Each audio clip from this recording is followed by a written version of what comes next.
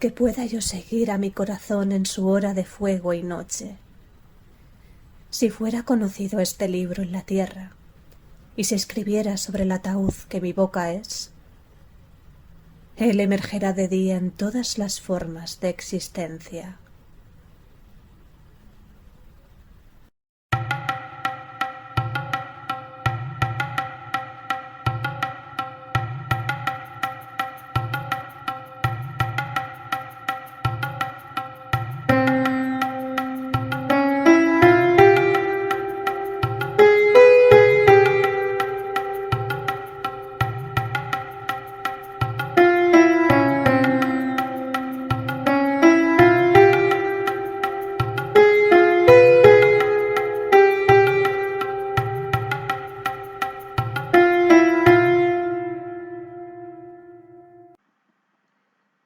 Hola, muy bienvenidos a todos a este espacio recién inaugurado, que he bautizado con el nombre del soplo de Hecate. El texto que habéis escuchado antes de la intro es un fragmento correspondiente al papiro de Ani. El papiro de Ani es una de las copias más importantes que nos ha llegado del libro de la salida al día, o más comúnmente conocido como libro de los muertos.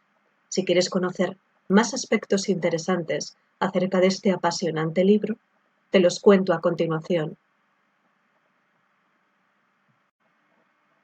El nombre de Libro de los Muertos se le da precisamente porque estos primeros ejemplares aparecen precisamente en tumbas, acompañando al difunto entre su ajuar funerario.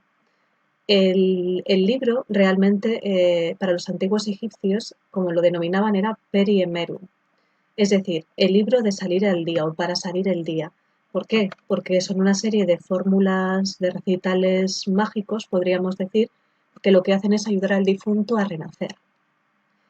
Estos textos, concretamente este libro, data del Reino Nuevo, o también podríamos decir Imperio Nuevo, que es la época de más esplendor del Egipto faraónico. Pero, aunque datan del Reino Nuevo, están a su vez basadas en textos funerarios más antiguos egipcios. Concretamente, si nos vamos al Reino Antiguo, tenemos los textos de las pirámides, que a su vez, cuando llegamos al Reino Medio, evolucionan en los textos de los ataúdes. Se llaman así porque precisamente el soporte que se utiliza para incluir estos textos es el propio ataúd. Y cuando llegamos al Reino Nuevo, lo que se hace es hacer un libro con todos estos textos, se mejoran, se evolucionan evidentemente y se crea este libro. Para los egipcios era muy importante poder enterrarse con el libro o al menos con algunos capítulos, ya que era caro. Entonces muchas veces solo las personas pertenecientes a la nobleza o las más pudientes podían encargar uno de estos libros. Depende del nivel económico, lo que te pudieses permitir, hay personas que lo que hacían era comprar algunos capítulos. Y luego también era más caro si, por ejemplo, estaban decorados las viñetas con escenas, etc. Este ejemplar, concretamente, que es uno de los más importantes que nos ha llegado hasta ahora, es un ejemplar muy bueno, la verdad, que actualmente se encuentra en el Museo Británico, pues pertenecía a Ani.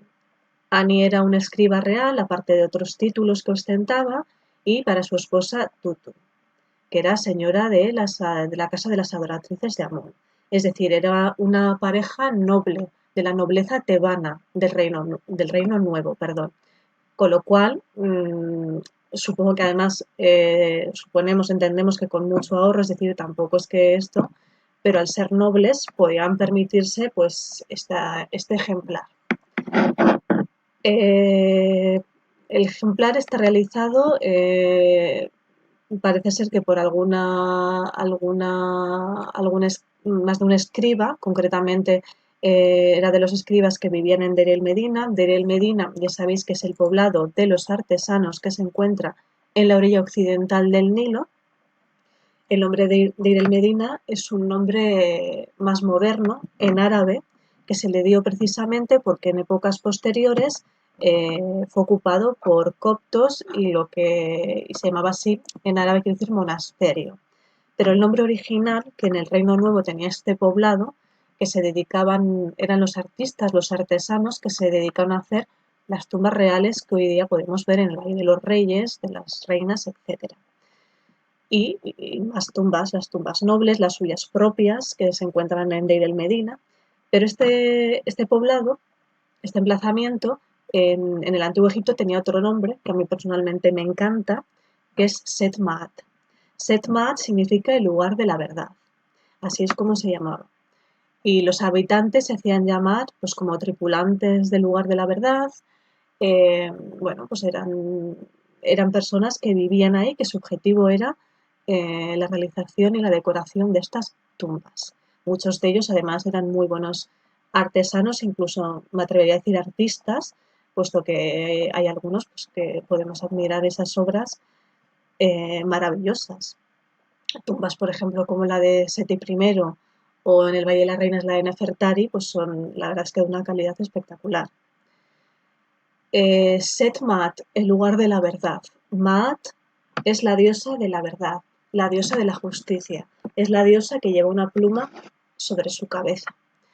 Es la diosa que cuando el difunto se enfrenta a ese juicio, una vez fallecido, ese juicio para entrar en el más allá, en una balanza estaría la pluma de esta diosa Maat y en el otro lado de la balanza se ponía el corazón del difunto. Para que el difunto fuese considerado justo de voz y por lo tanto merecedor del más allá de esa vida eterna, el corazón y la pluma de Maat debían estar equilibrados.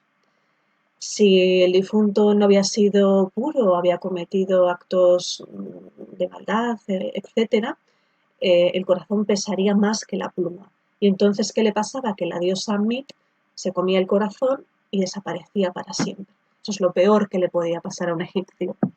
Pero eso casi nunca ocurría pues porque para ello tenían estas fórmulas mágicas, estas estrategias, digamos. La diosa Mit, que os sonará al verla en la balanza, es una diosa que era una mezcla de cocodrilo, hipopótamo y león. ¿Vale? Entonces, ningún egipcio quería que Amit se lo comiese. Entonces, para ello, ¿qué hacía? Pues evidentemente ser una persona buena y justa de voz, pero a la vez pues tenía sus estrategias, como estas fórmulas mágicas del libro de salir al día, o luego también tenían otras pequeñas ayudas. Por ejemplo, en el difunto se le solía colocar aquí en el corazón un escarabajo. Y en ese escarabajo, en la parte que tocaba el pecho, se escribía una fórmula mágica que ahora mismo no tengo aquí, la tendría que buscar, pero es algo así como, oh, madre de mi corazón, no me abandones, es decir, es una fórmula mágica, por si hay algo que le fallaría en ese momento tan importante del juicio, sería como, no una trampa, pero una ayuda, ¿vale? Por eso siempre, normalmente, ese escarabeo se ponía en el corazón. Normalmente la momia se solía llenar entre las vendas con diferentes amuletos. Durante esta época, al adquirir tanta fama entre la nobleza tebana este libro, y todo el mundo querer incluirlo pues, entre su ajuar funerario, se desarrolla una especie de fábricas o tiendas donde los escribas fabricaban de una forma, digamos, más sistemática copias de este libro o capítulos de este libro. Y lo que solían hacer era dejar un hueco, un espacio, para incluir posteriormente ahí el nombre de la persona que lo adquiría. Entonces la persona interesada en comprarlo, lo que hacía era ir a estas tiendas, compraba el ejemplar o elegía los capítulos que prefería, que más le gustaban o que se podía permitir, y lo que encargaba después es que le incluyeran su nombre o el nombre del familiar que quisiera. En este caso, en la copia que tenemos de Ani Tutu, parece ser que eso es lo que ocurrió, que se incluyó su nombre después en la copia de estos capítulos. Y de cómo fue encontrado, de cómo acabó en el Museo Británico de Londres, pues la historia es bastante interesante también y tiene un poco de leyenda.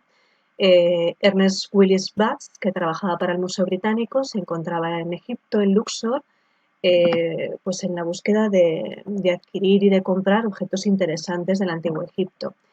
Pues le habían hablado pues se habían descubierto algunos objetos en algunas tumbas.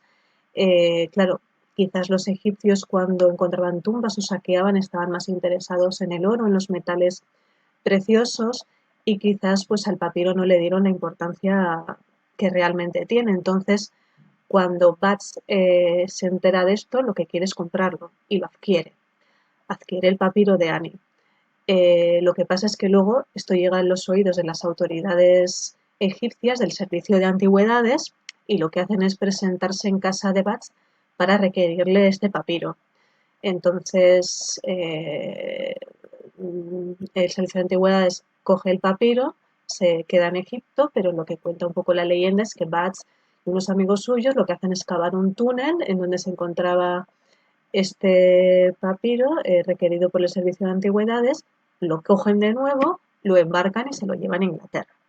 El papiro había sido seccionado, si bien es cierto que cuando se encontró era un rollo completo largo, y luego pues una pena se cortó, se seccionó, aunque está completo pero seccionado.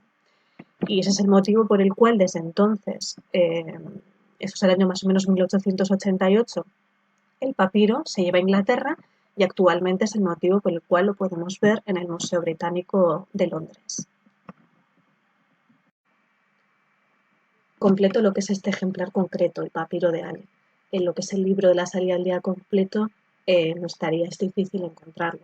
No obstante, el papiro de Ani, aunque no está completo, es bastante importante, tiene muchos capítulos y es una versión, o sea, es un ejemplar muy importante. Además contenía viñetas, etcétera. Es decir, es de los mejores que se han encontrado. Pues esta sería una muy pequeñita pincelada. Hay millones de cosas todavía que contar de este tema y de muchísimos más, pero es una pequeña pincelada de este gran libro, de esta gran obra, de estos textos y de sus fórmulas mágicas para vencer a la noche y para salir el día. Este es el libro de salir al día, el libro del eterno despertar para los egipcios.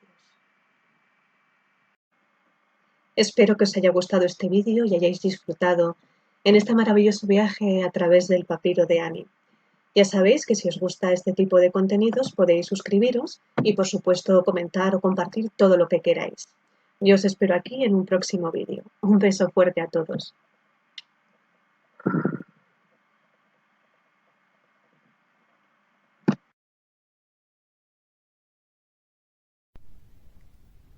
El capítulo de Un corazón de cornalina. Dijo Osiris Ani triunfante: Yo soy el fénix, el alma de Ra, el guía de los dioses hacia el Tuat. Emergen las almas sobre la tierra para hacer la voluntad de sus Kas. Vino el alma de Osiris Ani para hacer la voluntad